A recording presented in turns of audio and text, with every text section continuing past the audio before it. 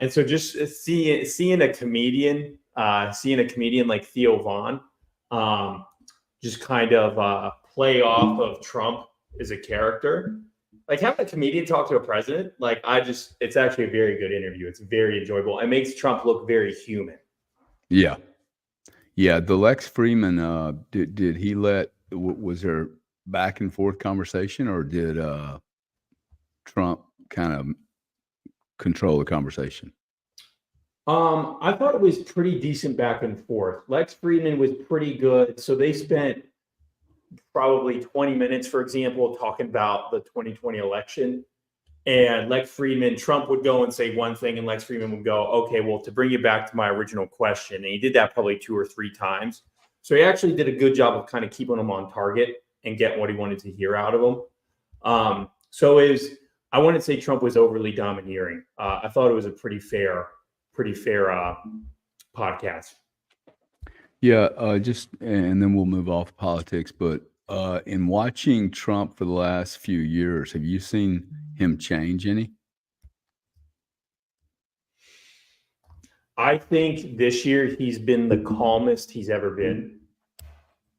And I don't know if it's him being tired. I would imagine an assassination attempt probably takes a toll on your energy levels, but he's still doing rallies, and actually he's doing more interviews than he's ever done before. He doesn't seem tired.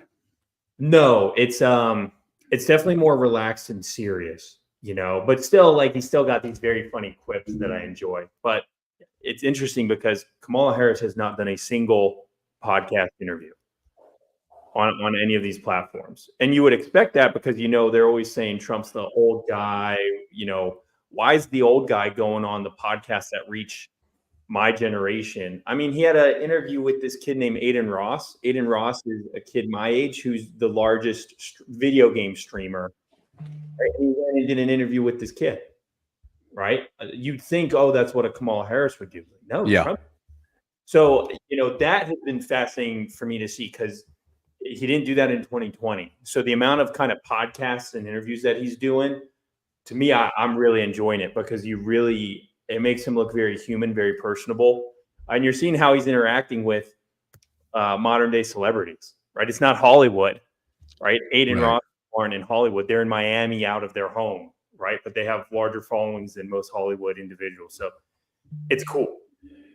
Yeah. Yeah, it is cool. Well, somebody told me that you bought Bitcoin today. I told you I bought Bitcoin. I posted it on Twitter. I saw it posted. So what did you pick up? So I picked it up right around 50, 57. I think there was a quick little 57. I was like, okay, but I just buy spot. Right? You bought it today? Yeah, I bought it today. Well, it's trading at 56,195. You must have picked it up cheaper than that. I probably did. It takes, when I buy spot on Coinbase, it takes maybe 10 minutes for the order to fulfill, and then I'll get a message. Yeah. I can tell you right now. Yeah. Well, I think you got a good entry if you bought this morning. I'm like, okay. Yeah. What did you buy at? I'll tell you right now. But it's funny. It's trading at 58, right? It's trading at 58 right now. Yeah, you could have picked it up at 57.4 or so, 57.2, because it's trading at 58. I didn't realize that. It's up 750. It's on the screen here. So it's had a decent recovery. The miners, we're just going to go through this real quick, Sam. Miners got crushed yesterday. They're still getting crushed. And it's, Clean Spark's off, close to $2 from the prior week.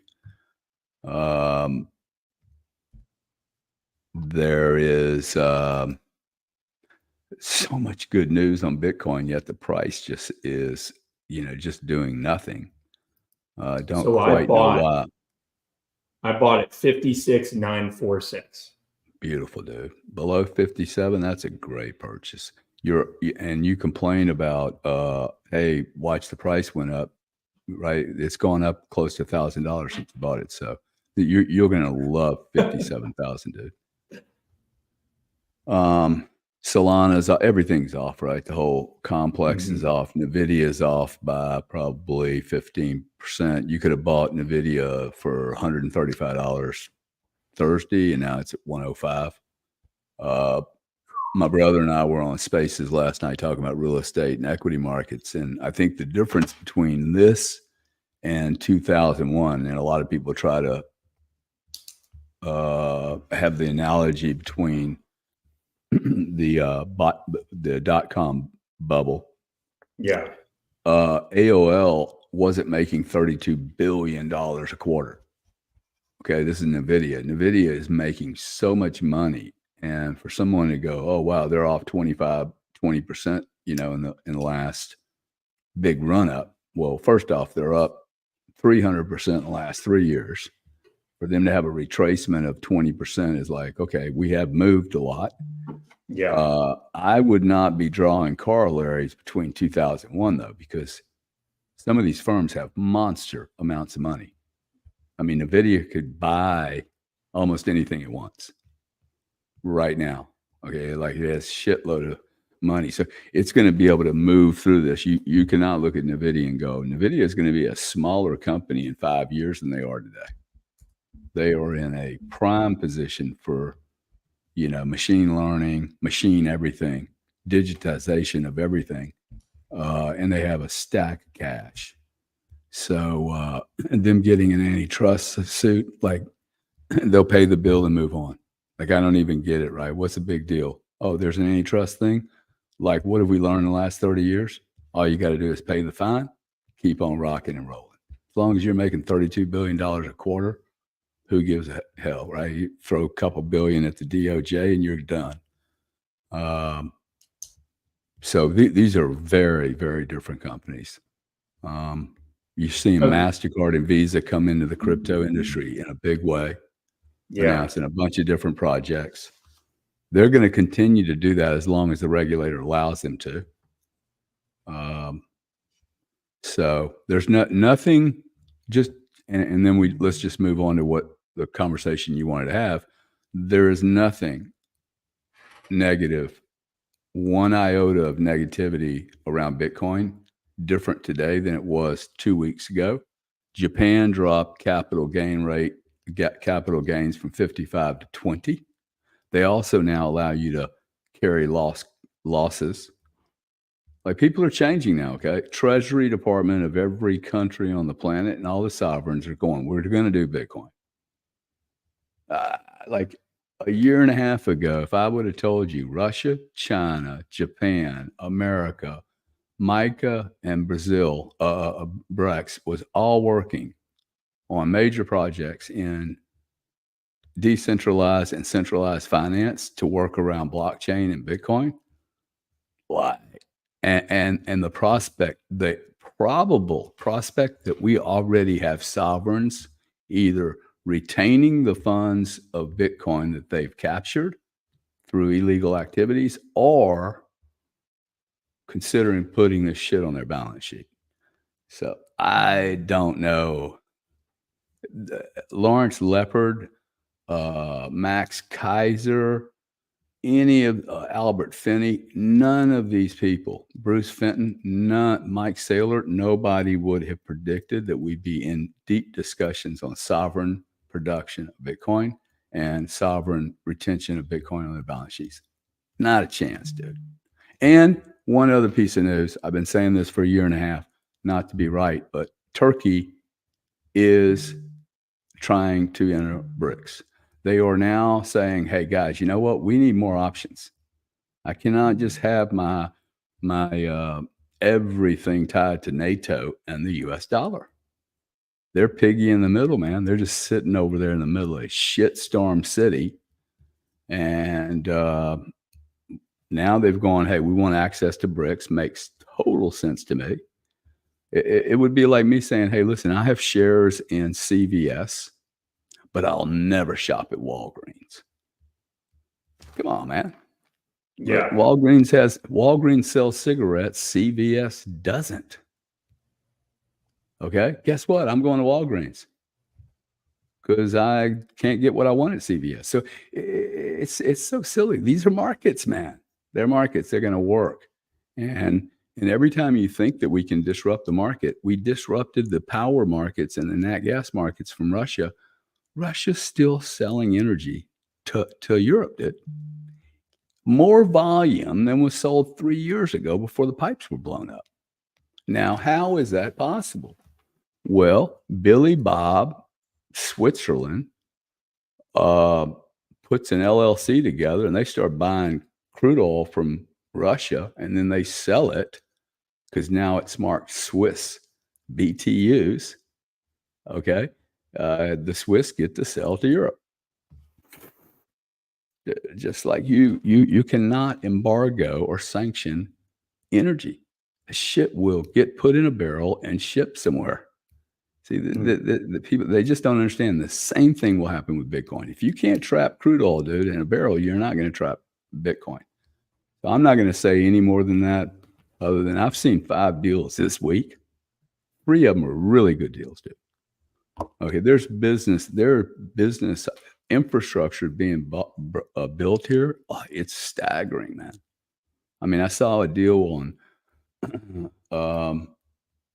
decentralizing and placing royalty payments from energy this morning, a trading platform that was about as slick as I've ever seen in my life.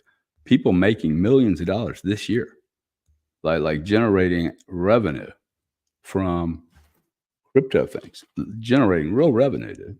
Like real technology, real revenue with real companies in the millions of dollars, and they're in the second year. So it's there's so much. All we hear about is these tokens that implode and blow up. We don't hear about how much money Circle's making, or some of these other cool businesses that are being built. So anyway, it's a really, really great opportunity. Nothing's changed except the price, and the price is going to move around all over the place. Well, and back to Nvidia, I'm really curious about the antitrust thing, because I don't understand how it's going to be very weird to see antitrust enforcement in some of these tech sectors, because Nvidia is only good because of the amount of capital that they have and because of the investment that they're able to put in. How do you break up a company like Nvidia? Because it's economies of scale. All this chip manufacturing is economies of scale. So, I mean, I just don't see how you do that. And I wonder if some of these Bitcoin miners 2-3 years from now or sooner are going to be hit with antitrust, right? Like, is Bitcoin mining in a pool that owns a certain percentage of the American market a violation of antitrust? That's a real question. I don't know. Listen, let's be careful. I don't know that the antitrust suit, first, I haven't seen it. 2, this may be about insider trading and may not have anything to do with any competition. But when you start talking about breaking things up, we have a long way to go before we get to Nvidia. Okay, like, let's go check out Google. Let's go check out Meta. Let's check out any of these people who have entered into their public companies, let's remember, and they've now entered into large business transactions with the U.S. government. Oh, by the way, what about, are we sure that other governments haven't come into Meta and had a little chat with Marky Mark? I mean, if they did it for the 7 agencies that work for the United States, are we sure that CIA, that somebody isn't from Cuba or Russia, or I don't know. But dude, 2 weeks ago, Mark Zuckerberg admitted to the whole world that he was complicit, organized, planned, and consciously brought agencies of the United States into his operation and distorted reality to the public that he serves. Free, evidently. Evidently, he sells everything for free to his public. It sounds like a utility to me. Yeah. Like, when you give something free to someone, you build a fucking piece of infrastructure, whether it's got concrete or digits on it, and you make it available for free. It's a rat trap. Everybody comes in, can't get out easily. hard to delete your profile even. All of a sudden, all that information is now whose? Is it mine, or did I give it away because I got something from Facebook for free? Okay, now, why didn't they bother to tell me they were sharing everything with the government? And not only that, but they began manipulating the very data that I was seeing, accessing, reading, and able to share. So I'm going to build a case that my education, my right to knowledge, my right to free speech of other people has been grossly distorted by Marky Mark and his board, who must have decided, hey, we want Biden to win. Okay, so they swing an election. We don't really want to talk about this COVID shit. Okay. By the way, Mark's worried about COVID for his employees, but he's going to mutate or mute any negative language about the COVID-19 issues that he himself is very worried about for his own staff because they haven't done the research. Because he's smart enough to know no one in the history of mankind has developed a vaccine within 6 months, ever, and ever. So like, I want to know, okay. And it's these companies first that need to get ripped into shreds or turned into massive public utilities, and they make 1% margin. That would be my view, dude. You ain't getting paid any more than Visa and MasterCard. And let's talk about antitrust. Go smash those motherfuckers, dude.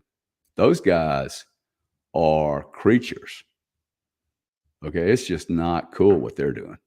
$7 trillion in fees every year. Just the whole system is just parasitic with holes in it, man. Plumbing problems all over the place. Vendors lined up taking chunks of fees so that you and I can pay more. Then you got Google taking 33 cents on the dollar every time somebody sends a gift to somebody. I mean, this entire model for advertising is messed up. Okay, really, you people need to start looking at, go pick 10 content providers, kill Netflix, kill YouTube, kill whatever else you're paying for, and go pay some content providers a month at a time.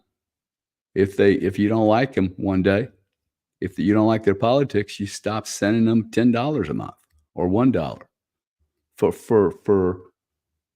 Dude, for $30, I can go buy, 10 great people with great content, great platforms, great people, $3 a month.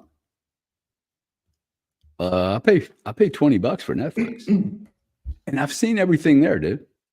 I have seen everything on Netflix. See, this is the deal. The COVID thing, they forgot. They shoved us all in a room. I don't know anybody that hasn't seen every movie, every episode, every series you watched, you gorged on for 3.5 years when we were working 2 hours a day. Remember that period? By the way, that period's coming back, dude. PPP, it's all coming back. And the guys that are going to be the last to act is the U.S. Fed. They're just, everybody's releasing money. Anyway, let's get to your subject. I'll go on and on with my frustration with the system the way it is. But we guys, we are fighting 30 years of, everybody thought we were globalizing. When you globalize, you need monster companies. Okay, you need the visas. We're not globalizing anymore. We're going to be competitive. We need a bunch of small outfits just rocking and rolling all across the planet and doing what we can to be the great capitalists we are, bringing value to any market in the world. And hopefully we'll be able to run it from here. But if not, dude, I'll go to Dubai. I mean, Dubai is going to, if you want to get long property, you do it in Dubai. Like to me, Dubai is going to, Dubai will not let the shit that's going on in London happen, dude. They won't let the shit going on in New York City happen. Okay, not for 12 seconds. They'll cut your fucking arms off.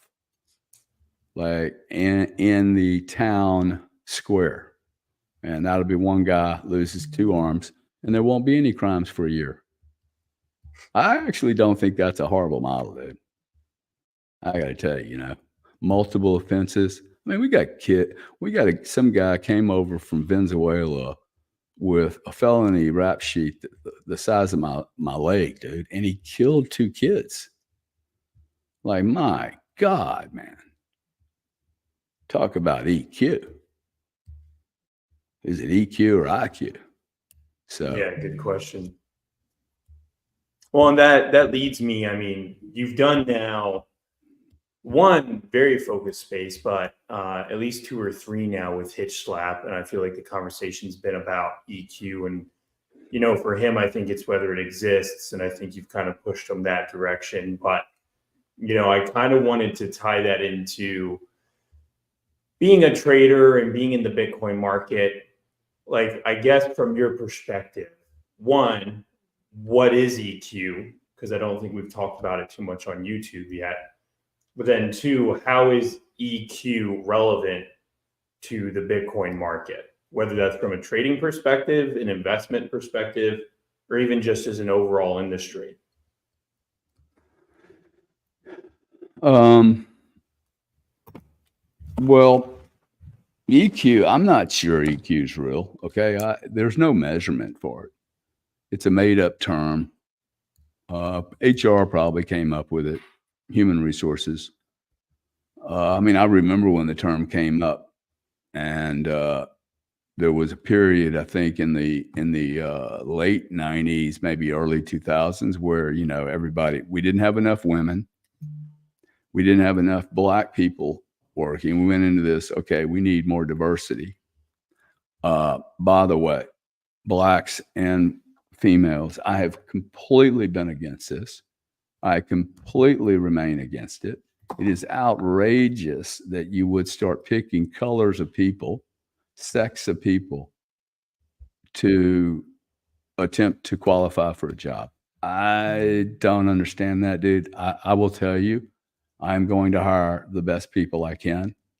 I am not a racist. I'm not a sexist. I will not choose you because you are a certain color. That is the most insulting fucking way to get a job I could imagine. And it's degrading commentary to another human being. Okay, I'm hiring you because you're the best person for the fucking job. Or I'm hiring you because I'm a cheap bastard. I don't really like value. I'm going to hire a secondary player because my company, we like secondary players. But why you would hire somebody because they're Black or white or religious entity, like I really can't share that story, but I've seen things that are like I've seen people only hire people in their religion. What the fuck is that, dude? That is so discriminatory. It's ridiculous. And I don't know how that gets you anything. Okay. Like it's a little bit like, hey, I'm Bitcoin only business. Puts you in an echo chamber. Totally, dude. Just like a really like I would say the same thing about, hey, we're only hiring MBAs. Well, that's stupid. Why would you want to do that? Okay. So the EQ piece, I think the EQ piece is more about the characteristics of a human being, right? The conscientiousness. There's 5 big characters that make up, I think, your personality. I mean, I think there are certain things that I know about people that give me a very good, what's the word for it? Man just told me a little while ago, he said, it's clear you're not a technology guy. Well, that's interesting. I'm not a technology guy, but I have literally done nothing but build technology companies, trading businesses. These were platforms, man. Like they were sophisticated computer systems that allowed us to manage massive quantities of energy from all over the world without having a platform. I mean, it was all virtual, dude. We're moving 7 billion cubic feet a day. We're the size of a fucking big state. in energy flows. We're determining what the price is of nat gas and power every day. So, what is the point I'm trying to make? I don't think you have to be a technologist to actually get stuff done. I think what you have to do is be rounded and understand there's more things to just having technology. For instance, Beta, the VCR makers, Betamax, their marketing and PR program was horrible. Their product was better, and VCR won. Now, is that because of EQ? It might have been because they forgot that the customer doesn't really care about the technicals. He cares about the usability and how he gets pitched the deal. There's a reason that, people want to become Coca-Cola, right? Like, it's the brand. Or Tesla, like EV now is really Tesla, right? So they're a super brand. They have something more than almost IQ. It's some other flavor. And I think that, probably a better conversation for me and Hitch Slap. He studied IQ for a year. I have met people with really heavy duty IQs that are dumb as a bag of rocks. I've met people with serious IQs that are absolute slaves to their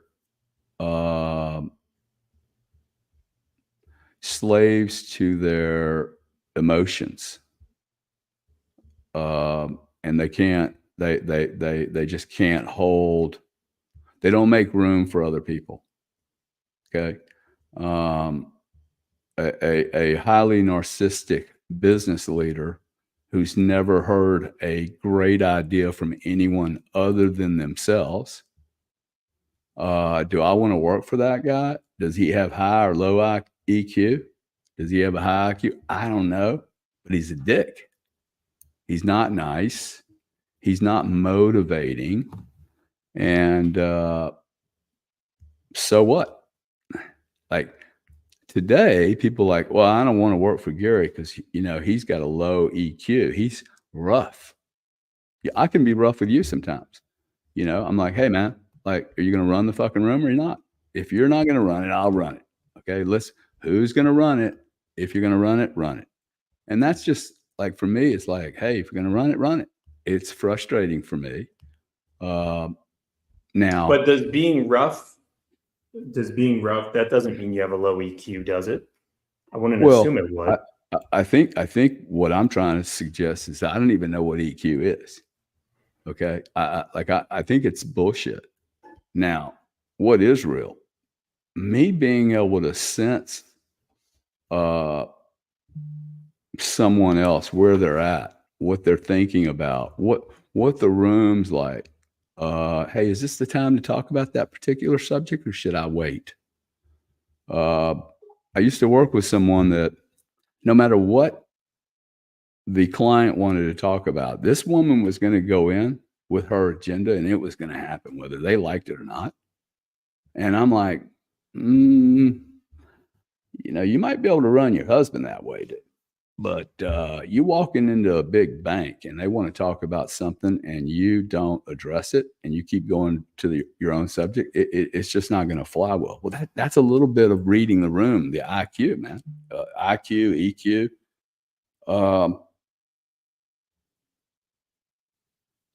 So I don't really know what EQ is. I know that there's some instincts I have that do not get categorized as IQ. There's some instinct. It's not always right, but there's some instinct I have. It's almost like a more of a animal instinct. It's almost it's non-human. It's most certainly more than data that pops into your mind. And I think that's the difficult. Now, the cool thing is I've actually got this guy to move. Like, he's finally agreed, hey, there is something else, but I can't tell you what it is. There's most certainly something besides IQ. He probably recognizes in me because he knows my IQ is not monster. It's not like 165. But if you listen well, man, see, there's a lot of data. I think there's a lot of data out there that isn't just on a spreadsheet. It's, oh, how somebody looks at the camera, or how they don't look at it, or how they listen, how they interrupt you, how they phrase their sentences. They wanted to know something, but they were unwilling to ask. Interesting. You wanted to know that. You knew that it was important, but you wouldn't ask. Why? Well, I just didn't think it was my place, or so it's just really, I think it's just about really knowing the room, knowing the space you're in.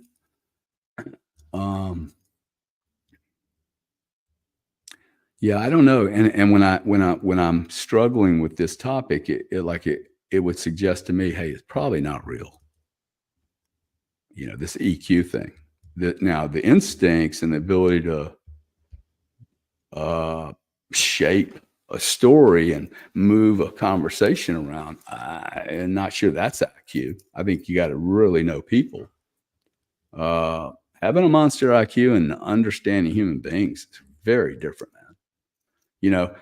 Having an high IQ, and training dogs really well. Like,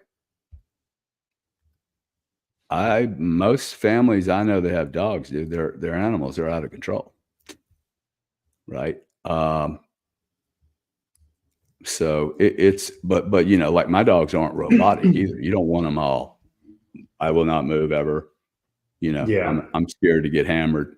My bosses, so, and you see this in organizations sometimes, right? The organizations become so stifled with HR and don't do anything, don't offend.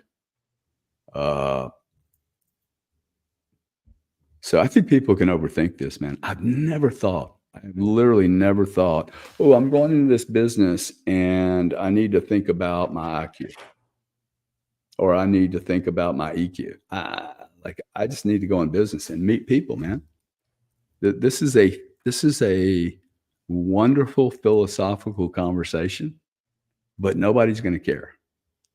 I could write a book on EQ and IQ, will not change my income. Me knowing more about IQ and EQ is not going to help me. I would never, I wouldn't pay you 2 minutes to take an IQ test. I would bet my IQ is higher than my twin brothers. Who cares? Who cares, dude? Like, what does it matter? Okay. It doesn't matter. He's got his thing, his business. They're great businesses, and I've got my businesses. And if I wanted to go into 12 other businesses, I could do it. And so, I think that, some of the great coaches of the world, I think if we look at EQ, you go look at the great coaches, the great football coaches, right? Great baseball coaches. Who would that be? Well, like Yogi Bear, pick any of them, okay? But pick any great coach. One I think is really interesting is that not many great coaches were great ball players. Oh, wow, that's interesting. I think most people think, oh, in order to be a coach, you have to be a player. Nope. In fact, some of the greatest leaders in the world have been non-players, right? Now, I do think it helps, right? If you go and interview the military, they'll tell you that the general they hate the most is the guy that got appointed. But the general they follow the most is the guy that was a private, and then a lieutenant, and then a colonel, and so on and so on. He worked his way up the field. I don't think you can be a great leader if that's what we're talking about. See, I think we're really talking about IQ and EQ leads to, hey, what type of leader are you? I really think that's where we end up in this conversation. Do I need a monster IQ to be a great leader? Or do I need to show vision, resolve? I know leaders that lead from the front, I tend to do the leading from the front, and I know leaders that, hey, bring me the deal and I'll take a look at it. I personally don't like that kind of leadership. I would rather somebody show me what could be done. And so if we ever think about the EQ of anything, one thing I think we should talk about is the EQ of the organization of all the people involved. Like you and I are an organism now, right? Hey, are we actually emotionally and philosophically aware enough to know when you and I actually help each other, and then when you and I actually cut across each other, right? And that really requires a lot of me knowing myself well, and hopefully it requires you knowing yourself well. If you know yourself well, you're going to be able to look at stuff that I have in my universe and go, oh wow, that's a benefit to me. I don't have that thing. Don't make yourself wrong over it, dude. Nobody should like, oh, it's just okay. Gary doesn't like doing small talk. Like, I ain't the small talk guy, dude. I don't do it. Like I start a meeting, you see hey, how you guys doing? Good. What's the deal? Okay, then I will talk personal shit with you. I've done this my whole life. You know the reason? My initial call with you is not to be your buddy. My initial call is to bring you value. I want to do a fucking deal with you, dude. I don't need to be your friend. Once we have the business shit off the table, I can then go, hey, you're married, right? Aren't you in North Carolina? Dude, I might be in North Carolina. I'd love to grab coffee with you. Or, oh, you're into baseball, huh? I hate baseball. Write it down. I don't know baseball. I actually love baseball. That's probably the only game I'd go see. But you see, my point is that now I know guys that go in and go, hey, Bob, how's Mary doing? Tell me about. Choose up 27 minutes. This is 21st century. Nobody wants that shit anymore. Hey, Howard, I got a deal for you, dude. 12 minutes. Poof, poof. Best deals have 3 minutes. 3-minute intro, 5-minute intro. Yeah, let's look at that deal. Not everybody can handle that, though, okay? Some people go, oh, man, Gary hit me really hard. I don't even know who the cat is. So there's times that you need to do it, right? So it's just it's like a dance, man. Business is actually very much like having sex, I think. You know, it should be fun, but it should be like something you can repeat. And if you can't repeat it, you're probably not going to have a customer. And everybody has to win in the deal, right? You have to communicate about it at the right time. I just don't think any of this is magic, man. It's not. Look at what Elon's doing, dude. The more he takes on, the more he accomplishes. It's really staggering, right? Like, I wonder, you know, maybe the answer is, hey, we need more challenges, not less. And I suspect what that does is it makes him compartmentalize everything tight. And his need for his time and energy and solutions is so high, it may actually just facilitate getting to a decision very quickly because he has no time. Now, is he a really bright guy? Totally. He does not look like an emotional retard to me. I could work for that cat really easily, dude. Like, for me, it'd be like, oh, wow, this is an awesome guy. He leaves me alone unless I fuck something up. I suspect that's the way he is. So, I don't really know the EQ thing. I know that me and my brother do not have monster IQs that would put us in the top 1% of the world. But our work ethic outstripped any kind of weakness that somebody that has a big MBA and a big IQ and all the records does not mean they can shoot, though. Okay. Just because you can build a great weapon doesn't mean you can shoot it. It just means that you're really good at building things. Okay. But you might not be good at doing what I do. In fact, I'm pretty sure you won't be good at doing what I do. Most people are horrible doing what I do. Okay. I'm the weirdo though. It's y'all aren't the weirdo. I am the weirdo. So I just happen to find the space where I could really like flex my muscle and not have to change myself. That to me is the great challenge in life, dude. Like this is more important than Bitcoin. If someone can find out what it is they're supposed to be doing with their life, then you're not spending your time doing stuff you don't want to do. And literally, I think the way to find that out is to make a list of the stuff you do not want to do in your life. Like, I do not want to be a gasoline attendant. I don't want to be a waiter for longer than a summer through high school, okay, or college. I am not going to sell pharmaceutical drugs for Pfizer. Walking from medical place to medical school, pounding drugs in doctors' hands. I'm not doing that, dude. Okay, then list all the shit you don't want to do, that you're not capable of doing. You don't want to dig ditches. Cool. Then you're left with a bucket of stuff. Well, what do I want to do and what am I good at? And to me, that no one does that ever. Like, why wouldn't you do that first? I do not want to go to war. Good, man. Become a doctor. Okay. I mean, do something. Like I would never become a lawyer, right? I don't want to live that way. No chance, no lawyer for me. I'm not sitting in families, destroying families over gray language. Once you figure out who you are, and like, if I'm a lion, probably don't want to hang around in a zoo with a bunch of gorillas. Right? I want to go where I can do my shit, man. Right? If I'm a lion, I need room.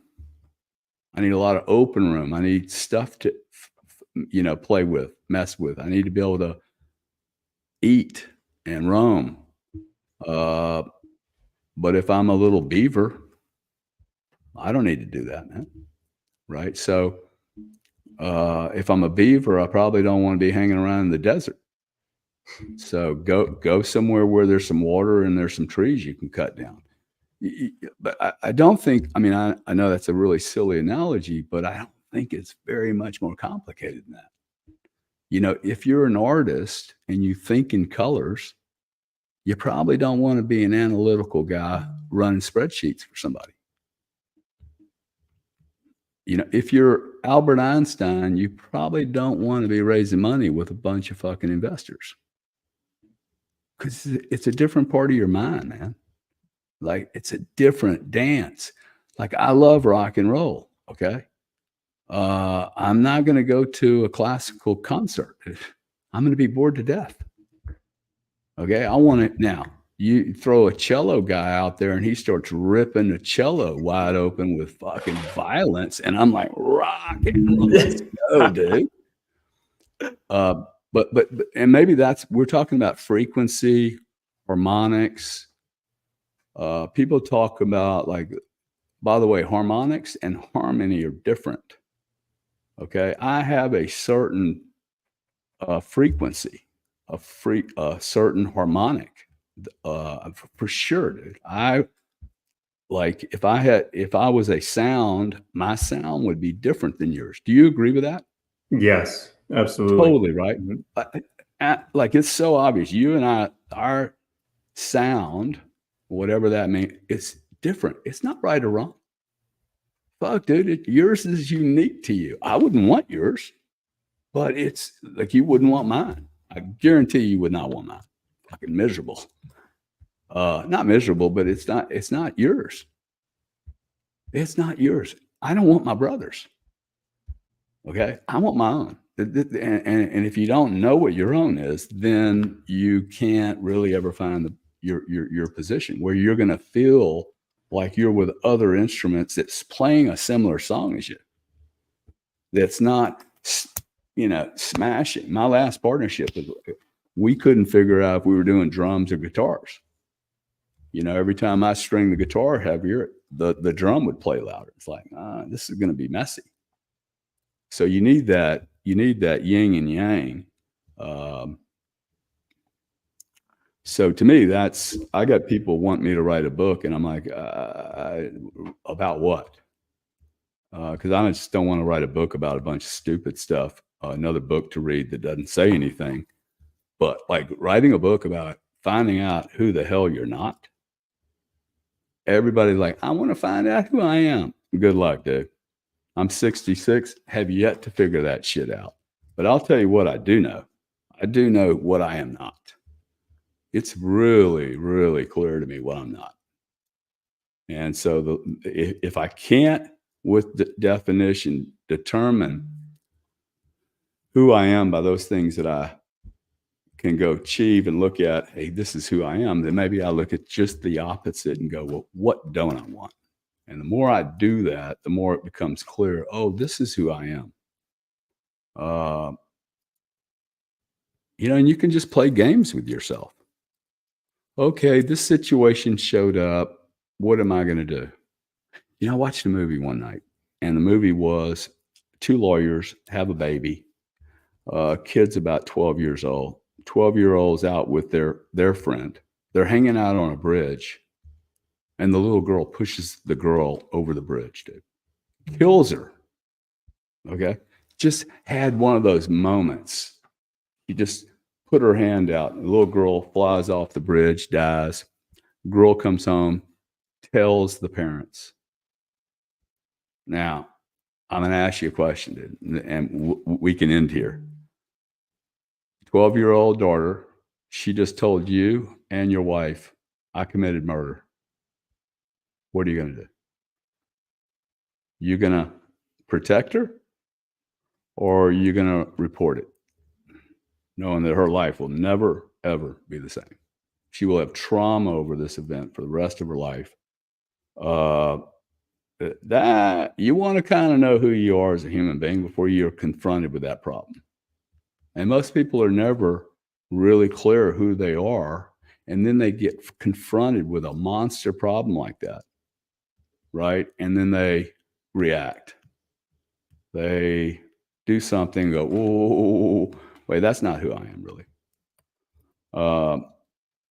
Hopefully that's not a confusing analogy, but I think you will be tested.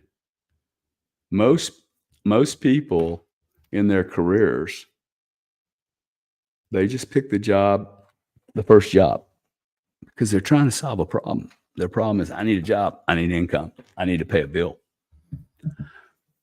Okay, well, you paid the bill. The problem is you're selling lemonade and you want to be an artist, right? So you're already breached your own.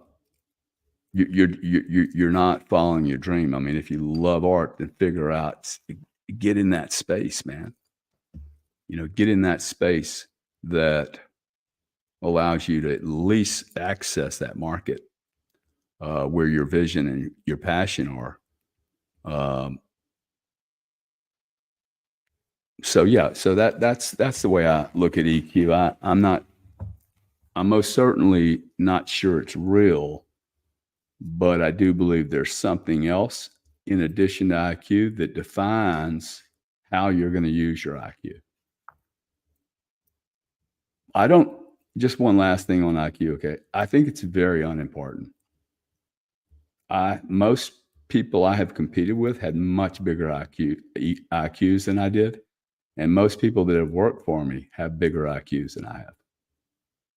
And it doesn't bother me. I actually like that. I love smart people around me. I don't understand why you wouldn't want someone smart around you. I don't need to be right. I need to enjoy my life, right? I don't need to beat anybody up. I just need to get my little goals accomplished. And then you get to get your goals accomplished. And if we come together as an organism, then we'll have similar goals that we'll want to accomplish together. And I don't need to be the front man. There was a time when I needed to be the front man. My ego needed that. now I'm like, I'm okay being the quiet man, the talk man, whatever man. What role would you like me to play? And I'm here to be part of the solution. Once you have people that are just willing to be a part of the solution, it becomes easy, man. Right? And I'm going to see somebody. I'm like, hey, can I get you a cup of coffee? I'm happy to get somebody a cup of coffee, dude. When did that? Like, I'll serve. Oh, you want me to get the paperwork? I mean, I'm probably not the best guy to get the paperwork because I'll probably lose it. But, getting somebody a cup of coffee or a glass of water, or, hey, can I help you with your camera or your lights? Like, it's not brain surgery. It's just not brain surgery. So, but you have to be aware. You have to listen. Now, this is something I do not see people doing very well. People aren't aware. They have very little situational awareness, which in military terms, situational awareness is King Kong. He who has the greatest situational awareness wins the game. Not the most weapons, by the way. He who has the most situational awareness wins the game. And I don't see people being very observant of their surroundings. What's going on, timing, harmonics again. That's what I need to have I need to have a space on harmonics. Because I am most certainly clear that we are frequencies. We're not really physical entities. I don't know how I know that, but I am so sure. No, I'm true. In a large agreement with that. I'm in large agreement with that. Yeah. Yeah. It seems like it's more frequency.